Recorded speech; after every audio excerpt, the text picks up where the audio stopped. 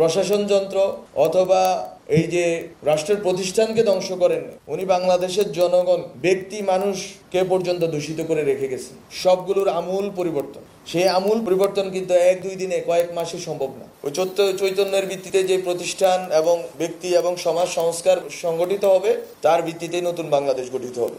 আমরা খুবই বিস্তৃতিপরায়ণ জাতি, আমরা খুব দ্রুতই ভুলে যাই যে আমাদের উপরে কি ঘটে গেছে। আমাদেরকে প্রথমেই অবশ্যই শহীদ এবং আহতদের যে চেতনা, তাদের যে স্পিরিট ছিল, তাদের মাঠে যে লড়াকু মানসিকতার ভিতর দিয়ে তারা যেটা এস্টাবলিশ করতে চেয়েছিল, একটা নতুন রাজনৈতিক বন্দোবস্তের মাধ্যমে একটা নতুন বাংলাদেশ গড়ে তোলা, সেটার প্রাথমিক পদক্ষেপ অবশ্যই বিচার, অবশ্যই প্রতিষ্ঠানের সংস্কার, কিন্তু বৃহত্তর লক্ষ্য হচ্ছে এই বাংলাদেশের প্রতিষ্ঠান, সমাজ এবং ব্যক্তি সবগুলোর আমূল পরিবর্তন। সেই আমূল পরিবর্তন কিন্তু 1-2 দিনে, কয়েক মাসে সম্ভব না, বরং এটা সমাজের মধ্যে এক ধরনের বোধের জন্ম হতে হবে।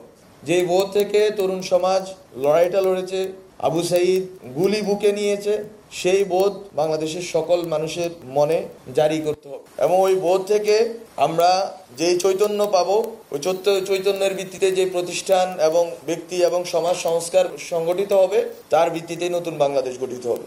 এবং এই ক্ষেত্রে আমি মনে করি এখানে তারুণ্যের উৎসব এবং এই যে আমাদের স্মৃতি জাগরুক রাখার যেই প্রক্রিয়া আমরা অংশ নিচ্ছি, এখানে প্রাতিষ্ঠানিকভাবে উদ্যোগ নেওয়া হচ্ছে, অনেকেই ব্যক্তি উদ্যোগে করছেন ডকুমেন্টেশন করা।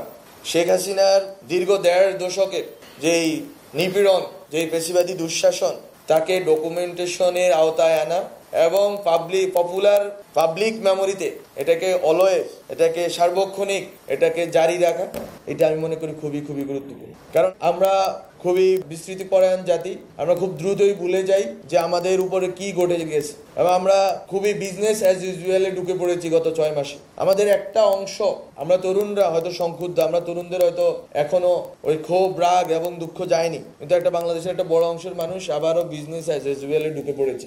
আমরা চাই না বাংলাদেশের মানুষ বিজনেস অ্যাজ ইউজুয়ালে ঢুকে পড়ুক।